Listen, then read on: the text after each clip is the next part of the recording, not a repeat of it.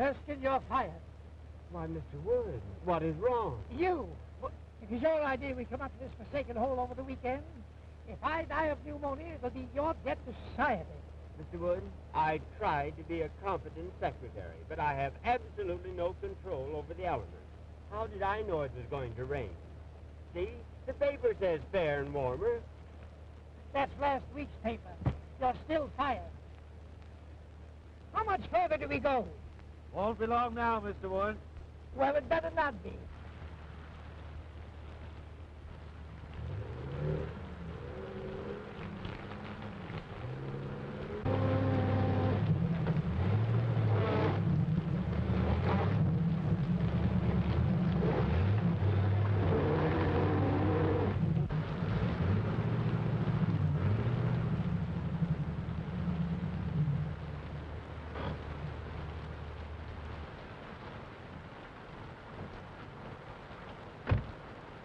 Is there something the matter? I guess we're stuck. You guess you're stuck. What are you trying to do? Kill me? Oh, no, it's not as serious as that. We just skidded into a fallen tree. Don't stand there. Don't stand there like a trained seal. Suggest something. I'm sorry, sir, but I never did work well underwater. I know this part of the country intimately. There are several houses nearby. We can walk to one of them. Swim, you mean? I see a light down that way. You couldn't see a light if you looked at the forest fire.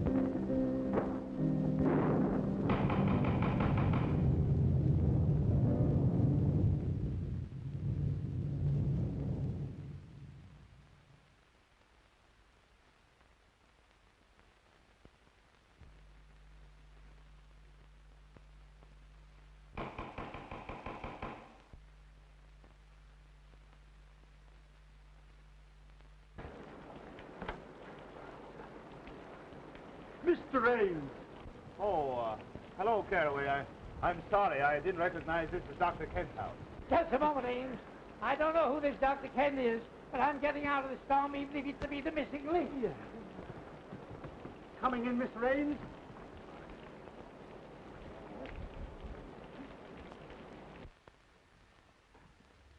Ames!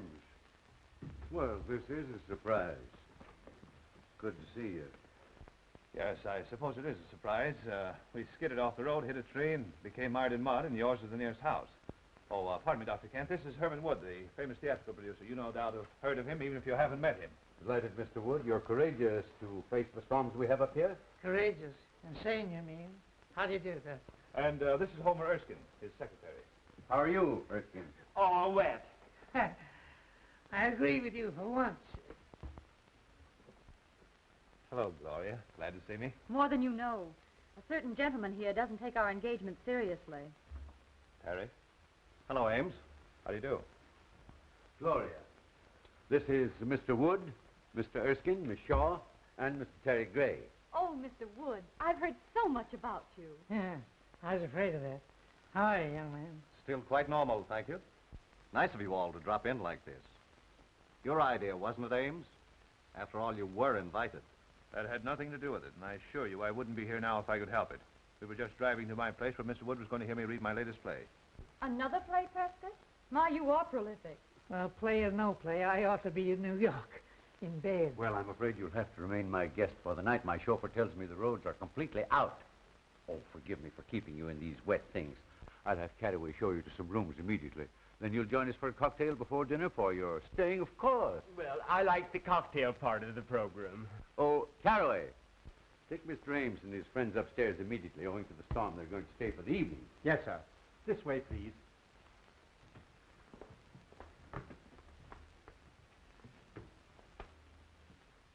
Who are you? Why, you tell her. I'm beginning to be uncertain of everything. Why, this is Mr. Wood. I'm Mr. Erskine, his secretary. I pity you so much. You're surrounded by tragedy and sorrow. Well, you are psychic, Beatrice. Mr. Wood is the greatest producer of tragedies and dramas in the country. You mean he was?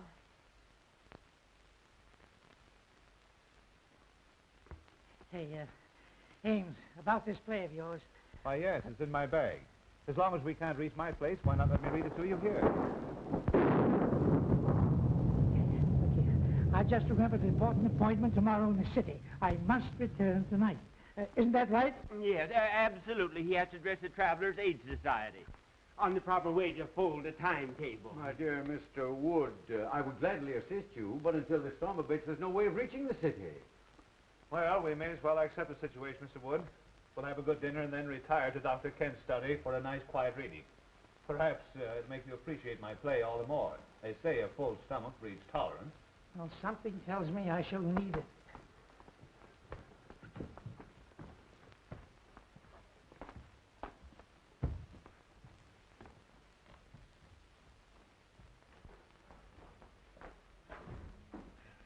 Mr. Ames, this is your room. You've used it before. This way, gentlemen, please. This is yours, sir. Right. And this is yours.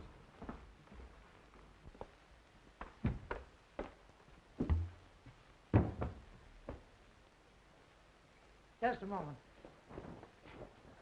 Have that coat dried out. Yes, sir. Right away, sir. Anything else, sir? Yes, close the door when you go out. Yes, sir.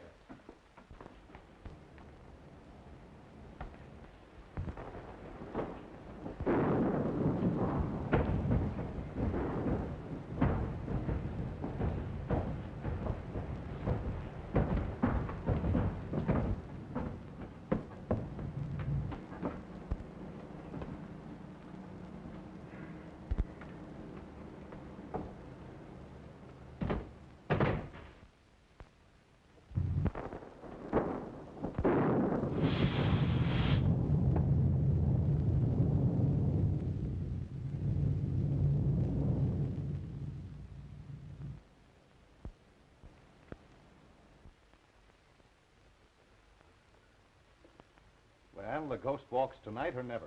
You don't sound very hopeful. To the contrary. Not only hopeful, but brave. I'm going to ask you to marry me and go to California, where the sun always shines and the oranges fall from the trees to your breakfast table. That's a beautiful picture on a stormy night like this. But with or without the oranges and sunshine, you know I won't marry you, Terry, because I love someone else. Terry! Pardon me?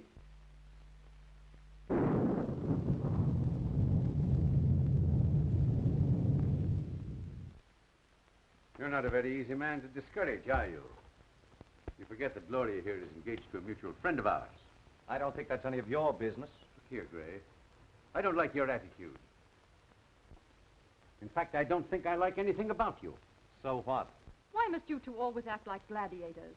Be sensible. Tonight of all nights must not be the time for any discord.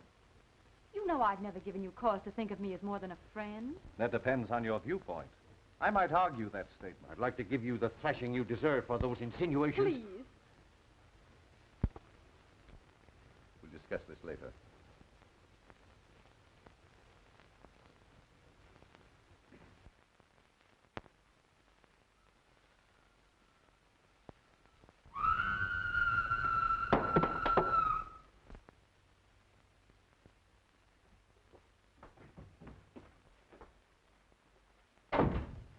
Erskine!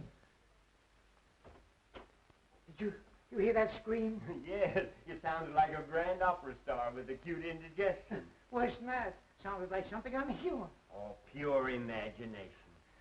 If I allowed a noise like that to scare me, your voice would have killed me long ago. Look here. Are you trying to insinuate I'm afraid? I'm just nervous, that's all. What kind of a madhouse is this? Oh, don't be so excitable. It's probably your liver acting up again. Have you your pills? Oh, my pills. Any of you folks here scream? Yes, it frightened me, too. Yes, I can't understand where it came from. Tell them where it came from, Ames. You've heard it before. Why scare your friends unnecessarily? Perhaps you're right. Any scream you may have heard probably came from Beatrice's room. She's Dr. Kent's patient and Mr. Gray's sister. You met at the foot of the stairs. She's just a little irrational at times. Well, as far as I know, it's nothing to worry about. Simply emotional outbursts. Don't you just love a night like this? This old house seems to belong in the rain and thunder. I read a book once about an old, old house, and oh, I don't know how many murders happen on just such a night as this.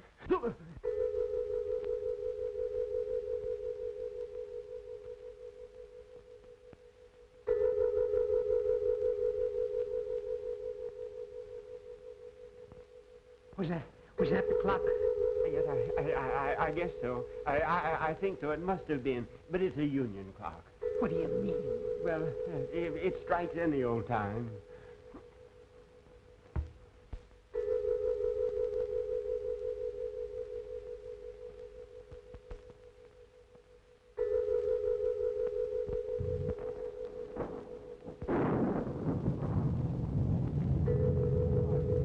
What's the matter with Beatrice?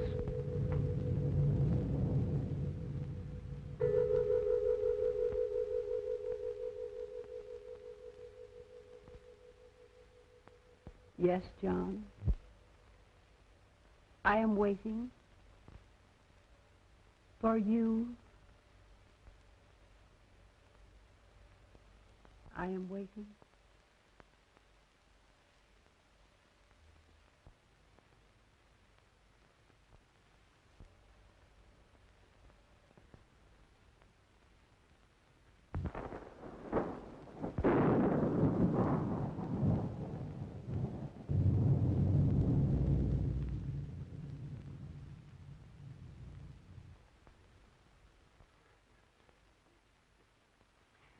That woman gives me goose pimples. I've seen saner people than her in asylums. I'm sorry this had to happen. Beatrice's spells are unnerving to a stranger, but after one gets to know her... Know her. Say, if I never see her again, I'll be satisfied. Now, if you'll be so kind as to find some method for me to leave this house, see that I take it. Oh, Prescott, we couldn't let you do that with your friends. I think your friend is unduly alarmed, Ames. Oh, is that so? Well, who asked you? He has high blood pressure. He should calm himself. Oh. Miss Beatrice's actions are nothing to fear. She simply dwells in the unknown. As her attending physician, I can speak freely. The girl suffers from hallucinations and the shock of a tragedy that occurred in this house 3 years ago this night. Mr. Ames remembers that night very distinctly, no doubt. That's why he shuns my house. Dr. Kent, I see no reason for making my sister's grief public talk. I'll bet the doctor's going to tell us about some terrible operation. That ought to be cheerful. The unsolved murder of your sister's husband must be public talk in this house. Murder? I have taken notes on her actions since that night, and each year, at this hour, the flutter of that sound is heard, and she has acted as though the spirit of John, her dead husband, had returned to her. That's all there is to it. Erskine, we're leaving. Dinner is served, sir. No, we're not. Ghosts or no ghosts, we're eating. We're leaving. You're disobeying my orders. No, I'm not. You fired me an hour ago.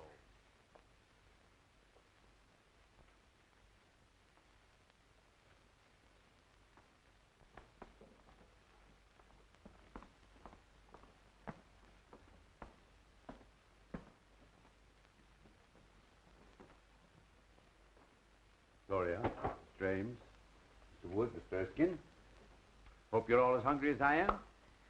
Just give me an aspirin. Just give me anything but a tomato surprise. I've had shocks enough. This is about as cheerful as an undertaker's picnic in a cemetery.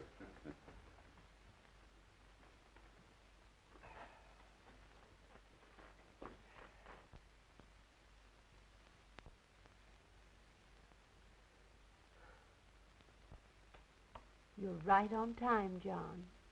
I was so afraid you might disappoint me. Mr. Wood, I think you're right. We better leave, now that John's here. Yes, Erskine, I'm not a cowardly man by nature, but my nerves won't stand this any longer. That woman is dangerous. My friends, please. I regret these unusual disturbances, but I've experienced these same phenomena in my patient's presence before. There's nothing to fear from the dead. I believe in spirits, but only as spirits. Hear me? Beatrice, please, your brother wishes you to restrain yourself. My dear brother seems frightened, as well he should be, just like all the rest of you are.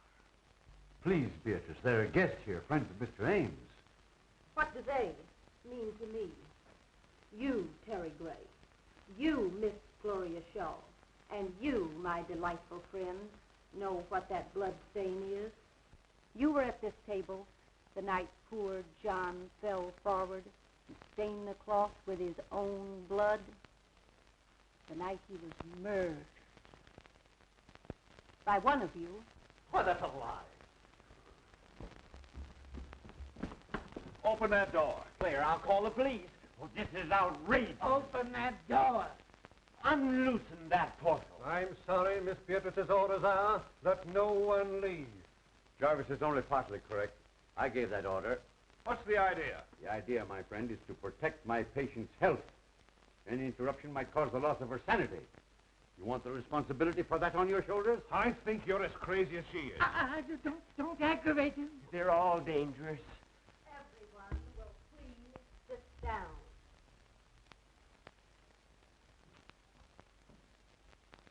You can't frighten me into anything. I don't know who killed your husband, but I believe your brother can tell you. I thought you'd try to insinuate something like that, and I'm glad you did. Now I can voice what I've suspicioned these past years. You were jealous of John. You wanted to marry Beatrice for money. You, a penniless hack playwright. She preferred John, and you killed him. There's always been insanity in your family. Wait. He's right. I, too, always thought you killed John. You're unscrupulous enough to have done it. That's enough of that kind of talk. You aren't free from suspicion either. As John's cousin, you inherited more money from his death than I did. How dare you say that? I can't listen any longer. In the name of humanity, allow Erskine and I to get out of here before they kill each other. I appreciate that we have outside witnesses to what is going to happen. There is a murderer in this room, and we're going to find him. John, tell me the person who killed you. Speak quickly. Why don't you admit it? Hurry, before it is too late. You'll talk now or I'll break your neck. Light! John! John! Speak to me, John! Jarvis, turn on those lights.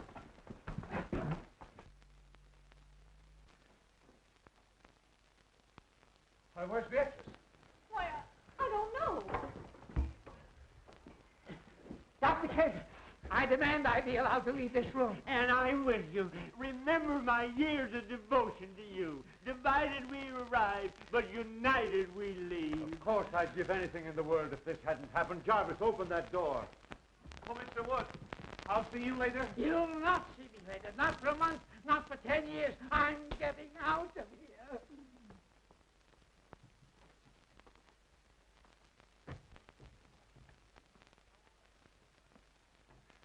And so ends the first act of my little play. Oh, darling, it was wonderful. Well, we certainly scared those two. Nelson Wood's famous for his temper. Isn't it remarkable how they reacted almost exactly as you had written them into your play? Whew, I'm tired, and we've 2 more acts to go. Well, you're as clever a group of actors as I've ever seen. And I've got Glory to thank for finding you. Didn't I tell you they were troopers? You don't think we frightened them too much, do you? What's the difference? It's a blooming order of play, ain't it?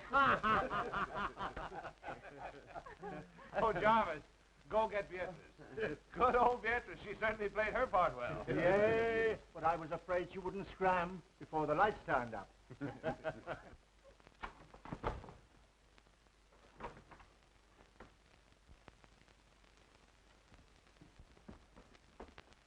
Beatrice, are you hurt? Beatrice, what's the matter? Speak.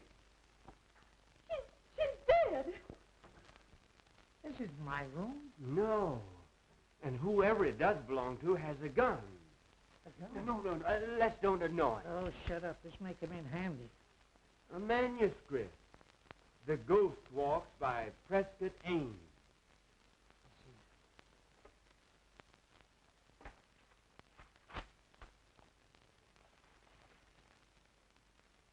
As the group seat themselves at the table, the vacant chair also moves out, as if an invisible person was preparing to sit down.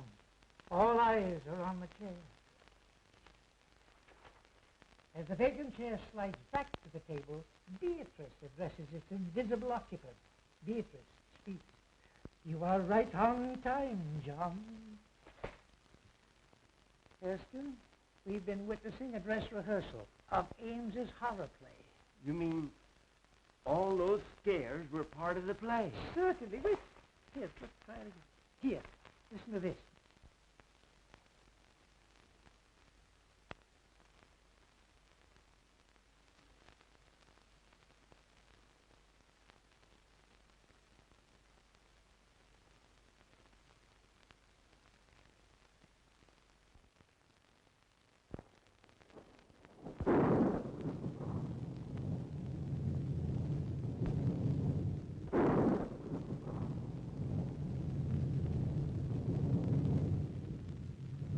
I'm afraid my play has been surpassed.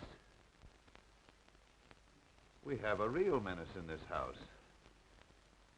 Well, there was no one in the house but us, and we were all in the dining room. I know I was. That's right, because I was struggling with you. I was sending you the light switch. Yes, and I was at the table, as you all know.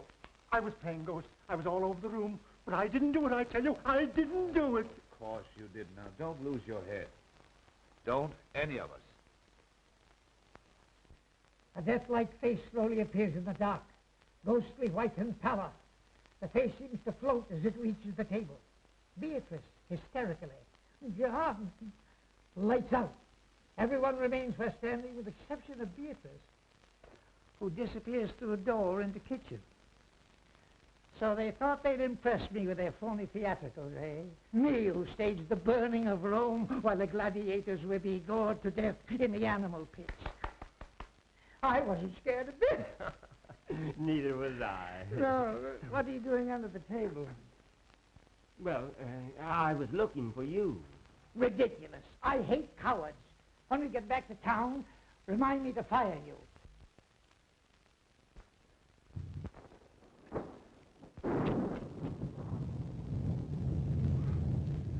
Let the play continue.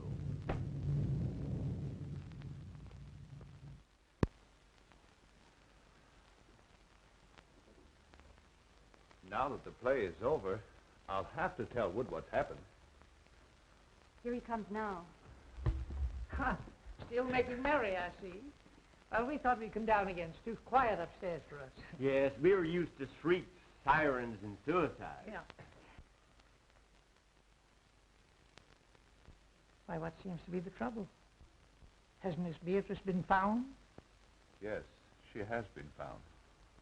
Dead. Is that so? No, I mean, it can't be. It's impossible. What are you talking about? Mr. Wood, I'm trying to tell you that Beatrice is dead. Beatrice is dead. I don't believe it. Let's put this whole thing straight to you, Mr. Wood. We're all actors, hired by Ames here to present his play to you. Actors? Everything that's happened since you arrived was part of the play. Except poor Beatrice's death. Mr. Ames, Am I to understand that I've been witnessing part of the play you were to read to me? Yes, I thought it a good method of presenting it to you. You see, this is really my house, and the fallen tree on the road was all part of my scheme to fool you. The storm, of course, was an added break. Well, if these chills and thrills have been theatricals, where does the death of Beatrice fit in? Surely you don't destroy your characters. Somebody evidently does. We don't know any more about it than you do. The police should be notified. Now, wait a moment, everyone, please. I know that this is even more confusing to Mr. Wood than it is to us. He still believes we're putting on the play. So the only thing we can do is to show him Beatrice. By all means, do. Yes, death is no novelty to us. No. We stage it 8 times a week, including matinees. And benefits. Now, remember, no one is to touch the body until the police arrive. In there.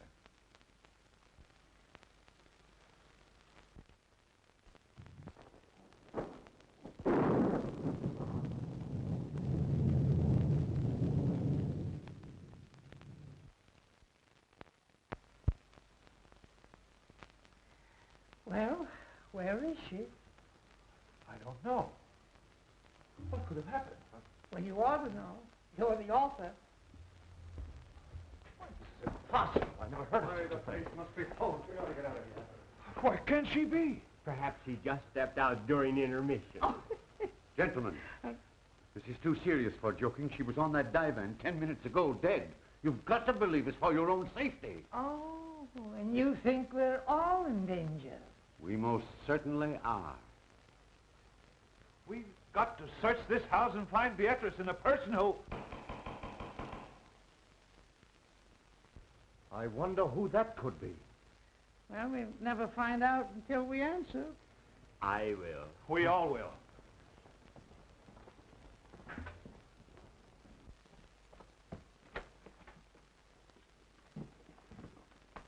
Who are you? Who are you? A guard from the Greystone Sanitarium. Seen anything of an escaped patient around here? What kind of a patient? A quiet one, until disturbed, at which time he becomes slightly murderous. Well, so help me if this ain't a night. Oh, what's going to happen to us next? Who are these people? I didn't know anyone was living here until I saw the lights. What makes you think he came here? Empty houses make good hideouts. I never saw or heard of anyone living here in the past few years. Well, I've been living here about a month. I think you've come to the right house at that. Yes? Has anything happened? Uh-huh. A murder and a disappearance. What are you winking about? Winking? Why, my dear man, you're saying things. I simply stated a murder had been committed. Murder? Ah. Well, it's him all right, then. Well, who is this man you're looking for? At the sanitarium, we'd call him Case 222. I guess you'd call him a homicidal maniac. A maniac? And you think he's loose in this house? Now, be perfectly calm. If my patient is here, and you scare him with hysterics, he might tear you apart to see what caused the excitement. Oh. That reminds me. Has anyone called appearance? No. Well, that's the usual procedure, isn't it? Well, we forgot to, I suppose. But there's a telephone right here in the study.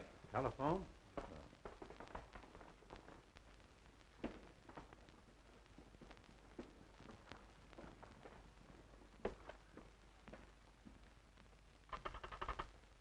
Hello? Hello?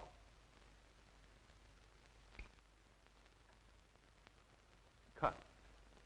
I suppose no one knows who did this. Why should we? You don't think it's fun to be isolated with a maniac? If the play calls for it, yes. Well, I don't know what the rest of you are going to do, but I'm driving into town for the police. Wait, it isn't safe outside. I'll walk with you to the garage. Thanks. I'll be right back. So those who want to go to bed are safe enough. Besides, it's easier to die in bed. Come on, Ken, let's turn in. It's as safe up there as here if we lock our bedroom doors.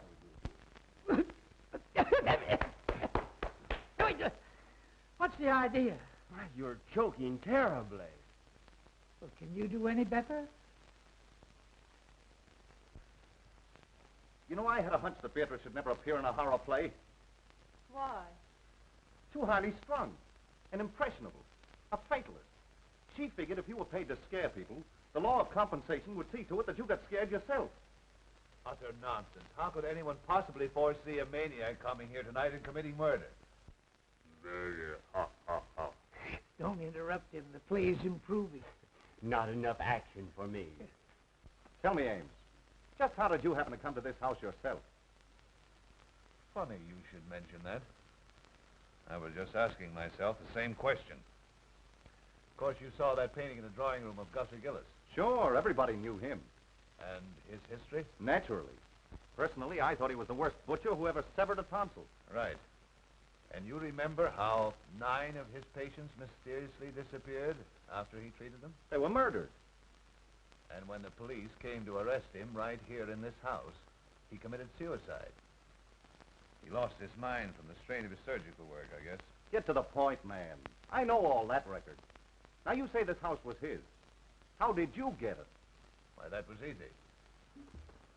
I simply advertised for an old, isolated country home. And the real estate agent for the Gillis estate answered and said he'd be glad to rent me this place. It's been vacant ever since the doctor's death. People were afraid to live in it because of the crimes that were committed here. It's supposed to be haunted. And the local people swear they've seen the lights go on and off in this house even while it stood unoccupied.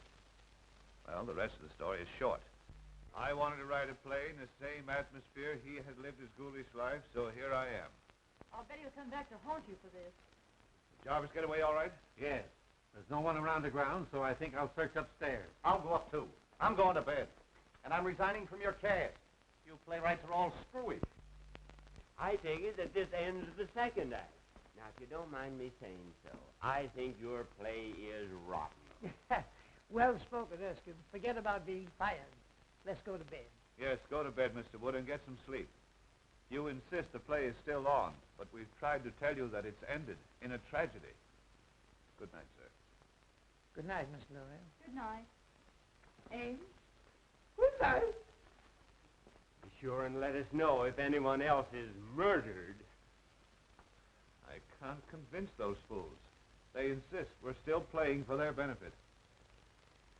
Oh, I wish we were out of this dreadful house. First it was Terry pestering me, and now this awful tragedy of tonight. Don't worry, dear. You look all worn out. You get some sleep, and I'll see that nothing disturbs you. Oh, I'm too frightened to sleep. Tell me the truth. Who do you think could have killed Beatrice, and where do you think she could be? Well, personally, I believe it was just a burglar who's long since disappeared. Then why would he steal the body? Oh, to cover up the crime, I suppose. Now, you go to bed, dear.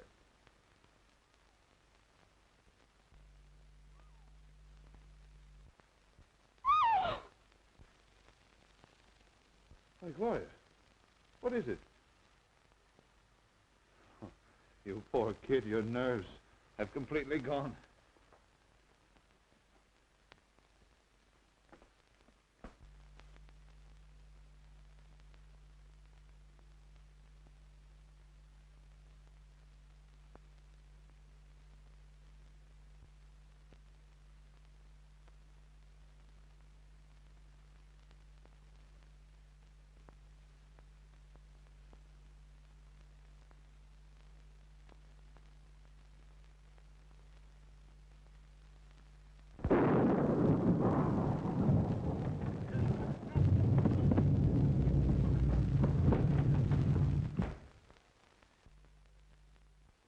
Oh, it's you. I ought to pull the trigger, Pat. Well, come on, snap out of it. What is it? Mr. Wood, maybe we're wrong. Maybe this isn't the play we're witnessing after all. Oh, rubbish. You saw the manuscript, didn't you? Yes, but I didn't see anything in it about the top of my bed coming down and smothering me, just like a steak under onions. Oh, nonsense. You've had too many cocktails. Besides, I wouldn't be lucky enough to celebrate your demise by violence. That's a fine way for you to talk to me who has been everything to you but a mother. Now, Mr. Wood, listen to reason. I may be all wrong. I'm a nervous man by nature. But if this play is still going on, it's the closest thing to reality I ever saw behind the footlights. Oh, you're a sissy. I tell you, this fellow Ames is clever. He has reality in this play, and that's what the public wants.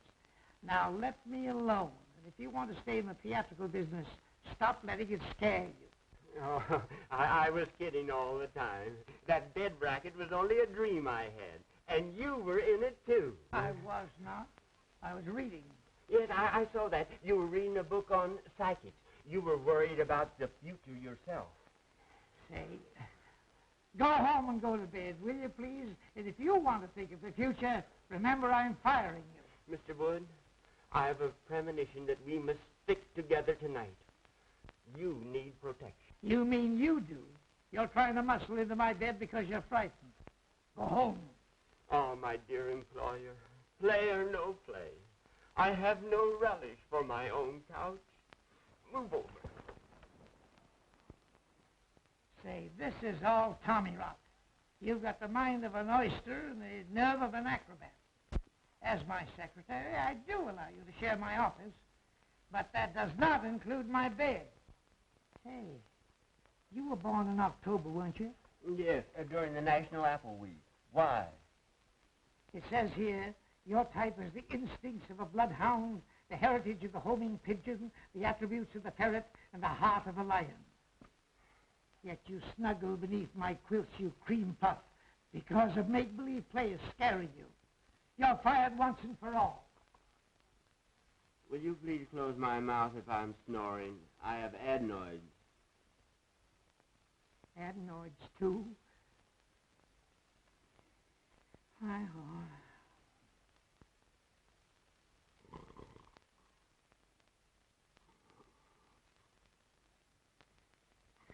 Homing pigeon, ferret, lion. I'm sleeping in a zoo.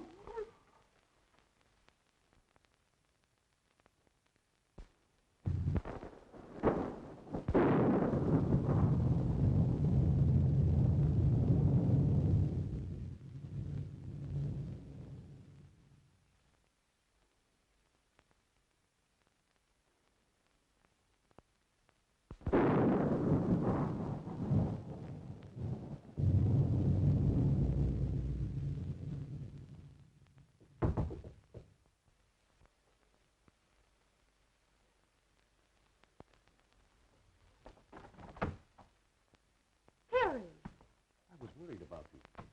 Up here, all alone. I'm all right. Listen, Gloria. You know I love you. Why do you always give me the cold shoulder? I'm just not interested, Terry. Why did you come here? It makes it very embarrassing. Oh, I know. You're afraid your playwright sweetheart would be jealous if he knew I was here. Well, I wish he could see you now. I just came in to say goodbye. I'm walking out on this play, but I've got a curtain speech to make. And this is it. Stop, Terry!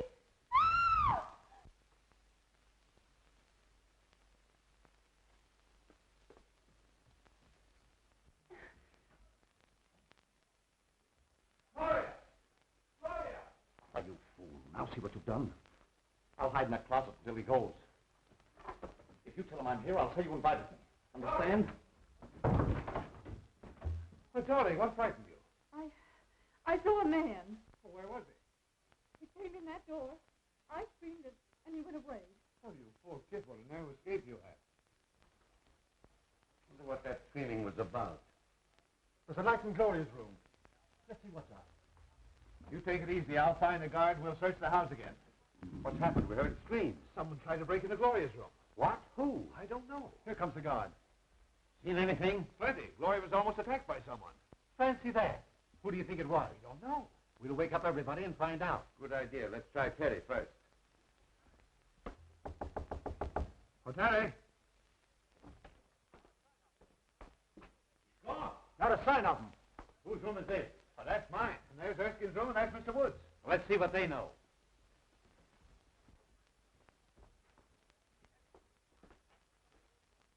Empty. Darn the luck. I wonder if that maniac could have tried Wood's room before my mind snaps to. Eh? Oh.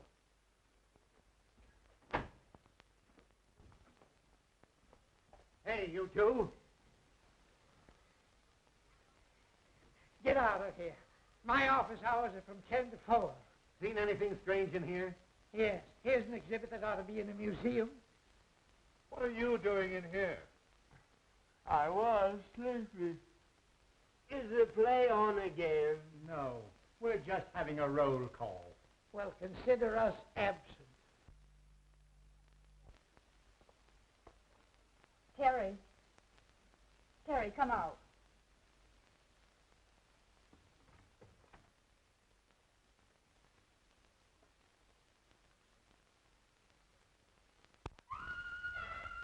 Gloria. What, again? Oh, let's don't miss this. I might as well be a fireman.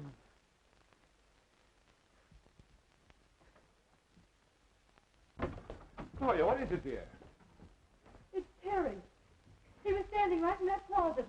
He's disappeared. Well, what was Terry doing in your closet? He was hiding. From whom? Why, Oh, pardon me. Oh, no, please let me explain. It isn't necessary. I think I understand.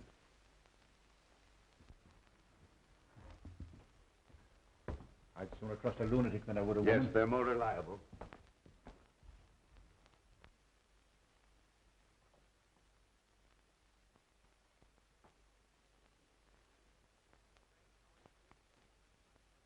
Strange how anyone could disappear from behind a nightgown.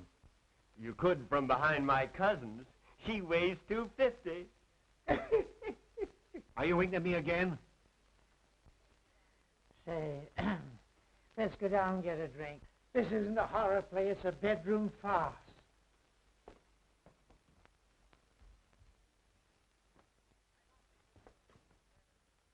I don't think this situation is fair to me.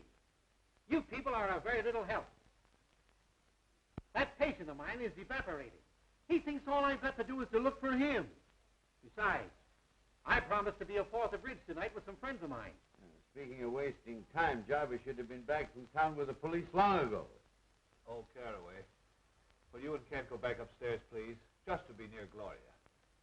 I couldn't stand seeing her myself just now, but I don't want to expose her to unnecessary danger. I understand. We'll be glad to help.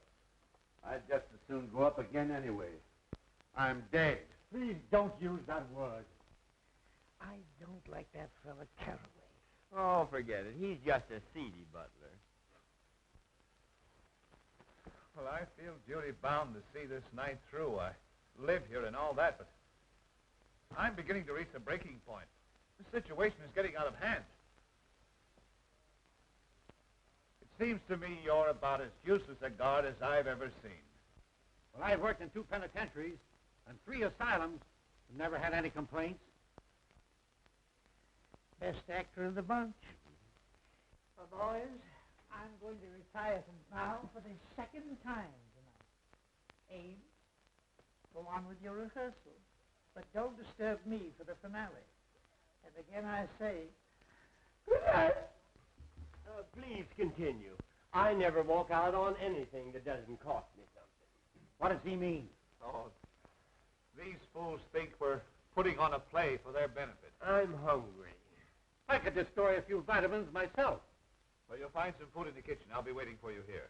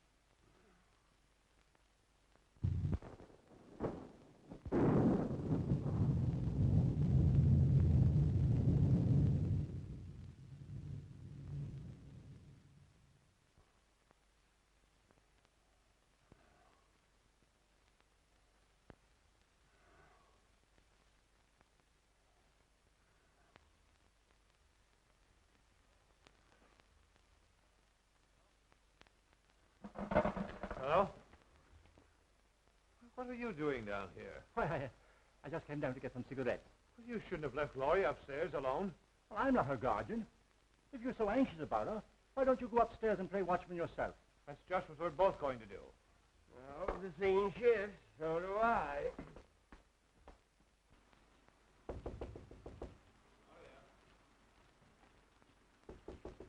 Gloria? Gloria!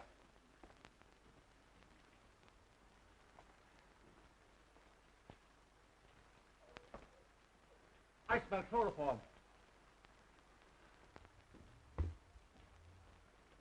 This is all your fault. I told you not to leave her alone. We'll arouse everyone. Okay. Well, Mr. Woods. He's probably in his room. I shouldn't cue you, but here comes Kent now. Oh, Kent! Yeah? Gloria's disappeared. Huh? Say, have you been out in the rain? No, why? Well, whoever stole Gloria took her out of the window into the rain. Funny that you should be out of your room and then appear all wet. I don't like your insinuations, Mr. Ames. If you must know, I couldn't sleep. I was going to take a bath in the tub and turned on the shower by mistake. That's what I would call a watertight alibi. Maybe Mr. Wood knows something.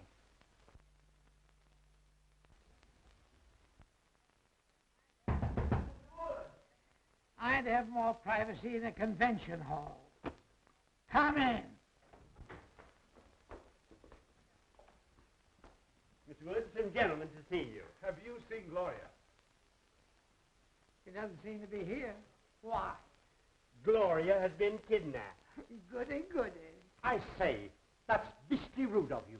They accused me, but I think Teddy's the guilty one. He's gone, too. They've got to search the whole place over again. Get up and see the fun. It's better than looking for a good candidate before an election. Not me. I'm staying right here. And if they don't stop this fool play and get out of here, I'll rid the world of the entire cast. All right, stay here. I hope you're the next victim.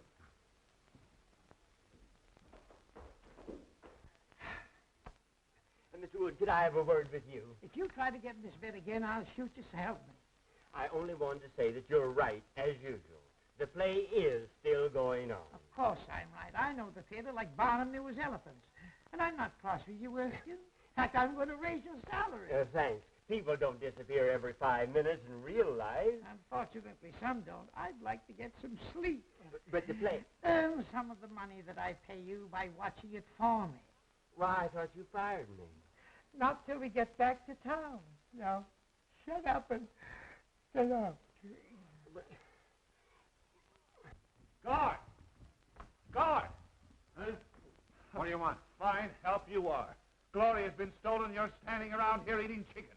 Well, one must eat occasionally. What makes you think the lady was stolen? Rather an antiquated way to acquire a woman, isn't it? Oh, shut up. Her window was open. She must have been taken out of the house. I'm going to search the grounds. I'm with you, Ames. Hey, you. Come here. Where's your friend? If you mean my honored employer, he's upstairs in bed. I think I'll go up and look him over. There's something queer about you both. He winks at you and you wink at me. And I don't like it.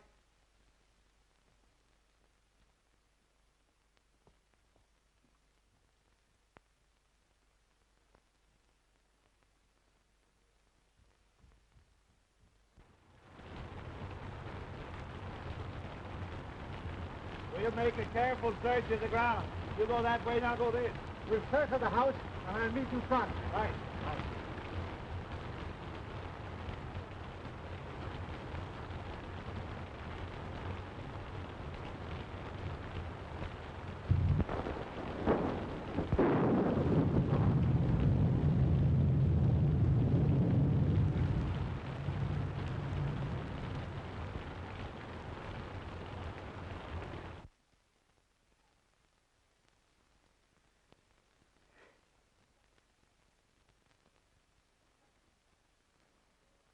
Who's there? Only me. Oh, my old friend from the insane asylum. Come on in, sit down. Make yourself at home. Everybody else has. Hey, look here, old man, pal to pal. You're not really an asylum guard, are you? No. How did you get it? God, you can't fool an old-timer. You know, you're wasting your talents here. You're too good for this stuff. The whole world knows that. I said good, not perfect. like that play. You know, I've been thinking that over. It's mighty darn gripping. I think it's pathetically bad. I'll have no part in it. Are you under contract to Ames? Me? I should say not. But I'm ready for a presentation now that will astound the world. I believe you are. I'll bet you'd be a sensation and a good part. And I'm going to give it to you. Herman Wood, the man who has given more stars to Broadway than Edison has electric lights, will star you personally in an extravaganza. Splendid, splendid. Oh, are you busy Thursday? Let me see. No, I have nothing planned. Good. Come to my office next Thursday and we'll sign a contract. Splendid. But you should see me work first. Well, what are you doing now? Wasting time talking to you. Come with me, and I will show you real dramatics. Are you kidding? I never joke. I will show you drama. Stark, throbbing drama, with a master touch of comedy. By golly, I'm with you. Just wait till I get my slippers. Don't forget, Thursday. Come.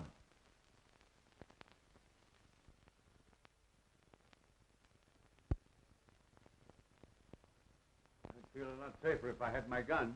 Where is it? Home. That's okay with me. Let's go over to your house and hang around. It'll soon be daylight. Thank heaven. Ames. Anything new? We made a complete search of the grounds and found nothing. Well, how much longer is this going on? I'm getting tired of sitting around here and waiting for something that doesn't happen.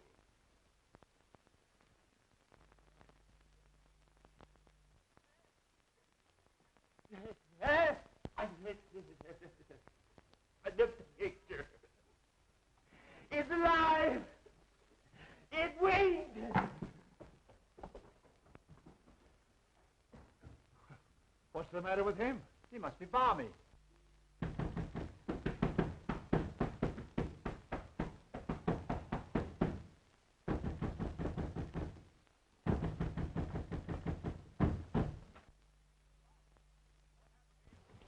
Charles, what happened to you? Remember when I left the house to get the car and the cops? Yes? Well, that nuthouse guard leaves me at the garage. Then just as I'm getting into the car, somebody slugged me with a lead pipe. What was the idea? Well, someone didn't want him to get away. And that someone is probably the escape nut that we're looking for. How many of you are searching for him? There's already been a guard here tonight. Well, there's possibly half a dozen of us, but believe you and I'll find him. Yeah, this guy disappears every so often, but we always spot him in this neighborhood. I see. Well, after you were hit on the head, why did you come back to the house? I figured getting the police was the wisest move to make. I've been knocked out and tied in the garage, but I broke the ropes. Then I tried to start the car, but I found out someone had gummed up the motor. Well, I began to hoof it into the village when these guards from the sanitarium picked me up, and here we are. Has anything happened since I left? Yes, Gloria's been kidnapped and Terry's disappeared. And now that Erskine person's gone violent. Oh, yeah? Well, I'll handle that. Help! Help! What's the matter? Mr. Wood is gone. What? I said he's gone, and so is the guard. It's that picture that's doing it.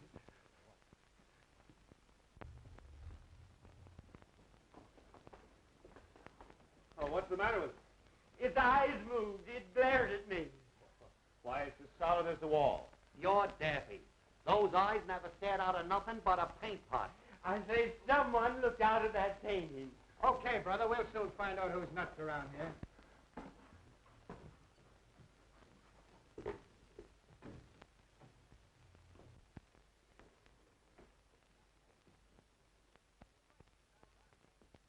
Say, he's right. These eyes are phony. What'd I tell you? Now who's that? Hey, there's a passageway back to this. A passage?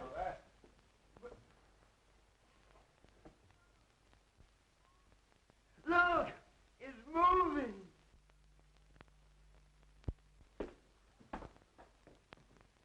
That's how Beatrice disappeared from this room.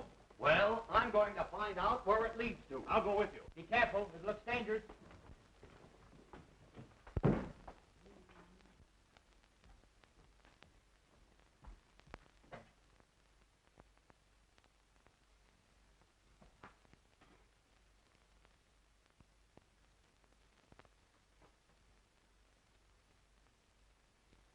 My friends, since your entrance into this house, I've worked toward bringing you into this laboratory. Years ago, a famous surgeon lived, worked, and studied here. His name was Guthrie Gillis. He is dead now, but I, Professor Elmer Trickery, will carry on and improve his work. Hey, I don't like these underground places. Well, you may as well get used to it. You may spend a lot of time in one. Why, the whole house must be honeycombed with passages. They lead all directions.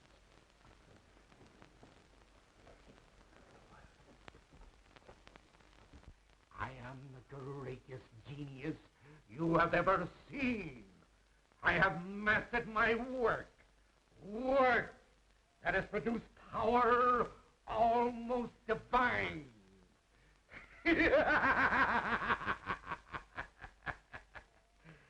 I have become more than the greatest plastic surgeon in the world. I am the molder of mankind. I have reached a great decision. That is why I've allowed you all to trespass upon the seclusion that I have enjoyed in a supposedly deserted house. I discovered this old house of Dr. Gillis's on one of my many escapes from the sanitarium. It is admirably fitted for my work. All I needed was patience. And now I have you, healthy people, who can't stand the rigor of certain small operations.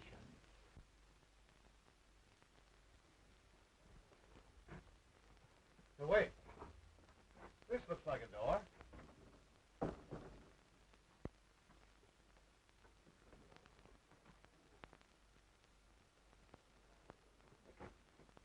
See where that leads to.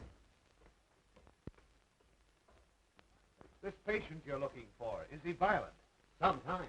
He almost killed a guard tonight when he stole his uniform. Oh, and he winked at me. Leads into an open room with a swinging bookcase. Then Gloria did see something in that study. We've got to find her before anything happens to her.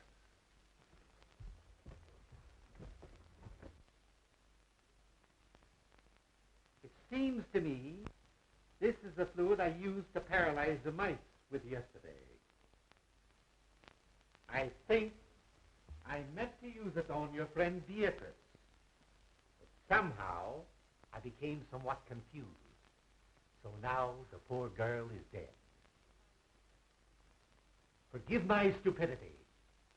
I will be more careful to see that you don't suffer the accidental death she did. I have brought back the spark of light. I am colossal. Oh, my head aches. Take that smelling salts away. You're choking me. I am awfully embarrassed. I thought I killed you, but I only gave you a headache.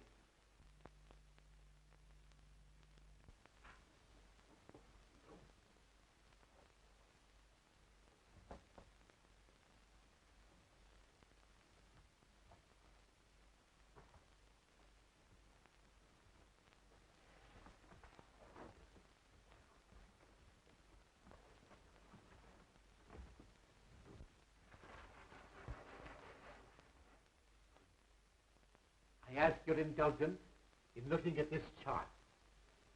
You will notice the various noses, eyes, and chins.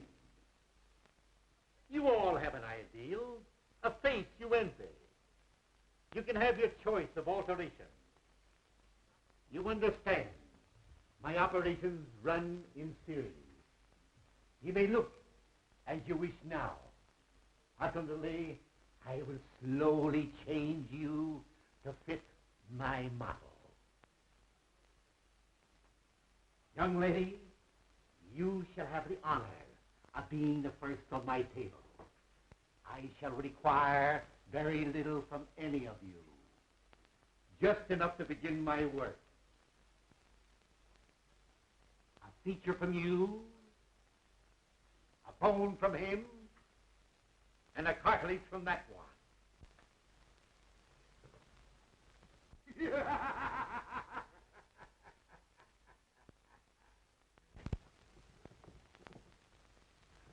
the guard. It's Professor Twiddly, the guy we're looking for. Then he's the nut. Well, he's dangerous. Let's get him. Wait a minute. Better not get him excited. I know how to handle him. Hello, Professor. Why, Mr. McLeavy, what are you doing here? Can't you see I'm busy? Sure, but you've got to come home with us. It's important. Home? Is there anything wrong? Why, don't you remember? You operated on your old friend, Julius Caesar, a couple of days ago. Did I now? Sure. Funny, I forgot. How'd it turn out? Not so good. That's why we have to hurry back. You see, he got tired of his Roman nose, so you grafted on a new one. But you put it on upside down. And on rainy nights like this, the poor fellow can't go out for fear of drowning. My. We'll return at once. Poor Caesar must be miserable.